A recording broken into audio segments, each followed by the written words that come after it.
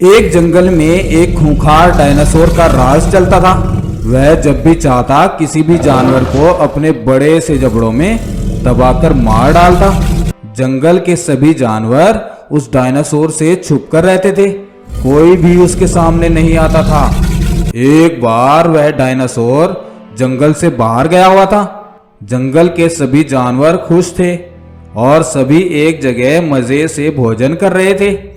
तभी एक बूढ़ा भालू बोला, सुनो दोस्तों, हम सबको यहाँ खुलेआम एक जगह इकट्ठा होकर नहीं रहना चाहिए।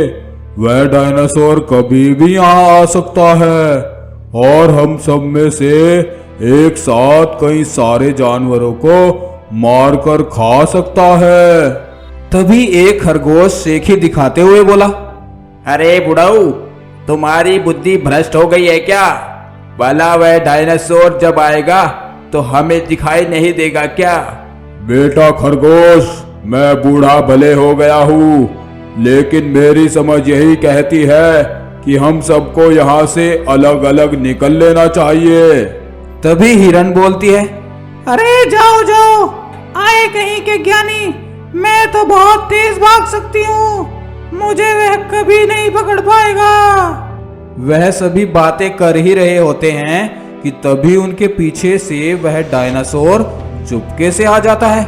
डायनासोर को देखकर सबकी हवा टाइट हो जाती है और सारे जानवर वहां से जान बचाकर भागने लगते हैं।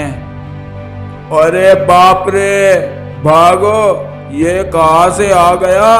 हे भगवान, अब क्या होगा?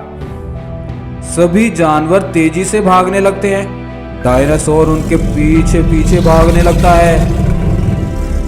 थोड़ी देर में ही वह डायनासोर एक खरगोश को पकड़ लेता है। खरगोश अपनी मौत को सामने देखकर बहुत डर गया था।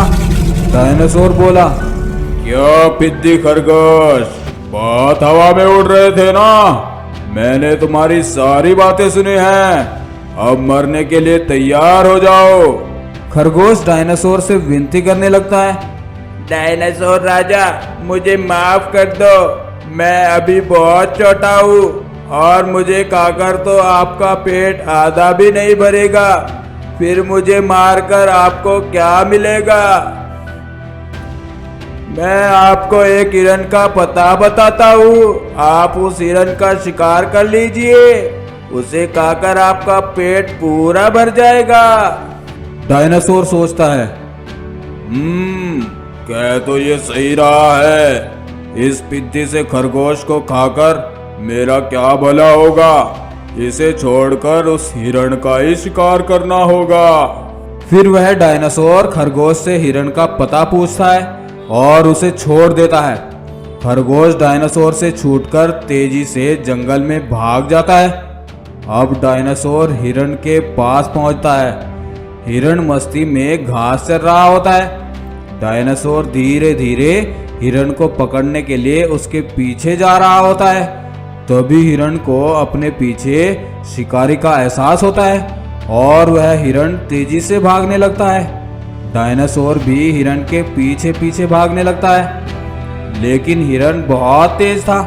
काफी दूर तक डायनासोर उसका पीछा करता रहा, लेकिन वह हिरण को नहीं पकड़ सका और हिरण उससे बचकर दूर जंगल में निकल गया। अब डायनासोर खाली हाथ मलता रह गया। अरे ये क्या हुआ, ना तो वह खरगोश मुझे मिला और ना ही हिरण, आज तो भूखा ही रहना पड़ेगा। फिर वह डायनासोर मायूस होकर अपनी गुफा में लौट गया। एक बड़ा सा जंगल था। उस जंगल में एक डायनासोर अपनी पत्नी के साथ रहता था।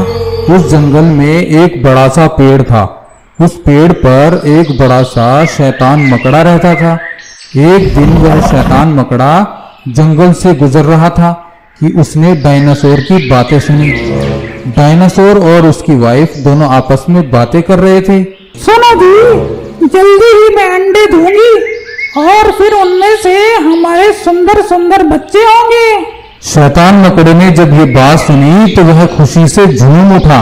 अरे वाह, क्या बात है, अंडे और वो भी ताजे ताजे, मुझे ताजे अंडे बहुत पसंद है। डायनासोर नहीं तो जल्दी से अंडे दे और मैं वो ताजे ताजे अंडे खाऊंगा। मेरे मुंह में तो अभी से पानी आ रहा है। आहा। कुछ दिन बाद लेडी डायनासोर ने अंडे दे दिए और शैतान मकड़ा वह अंडे देखकर खुशी से झूम उठा। अरे वाह, इतने बड़े अंडे, इन्हें खाने में तो बहुत मजा आएगा। वाह। लेकिन लेडी डायनासोर के वहां होने से वह मायूसी से वापस चला जाता है।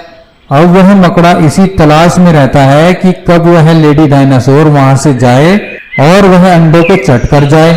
कुछ समय बाद लेडी डायनासोर को भूख लगी और वह खाने की तलाश में जंगल की ओर चल दी। शैतान मकड़ा तो इसी तलाश में था। अरे वाह, अब आएगा मजा। अब मैं ये अंडे चटखारे लेकर खाऊंगा।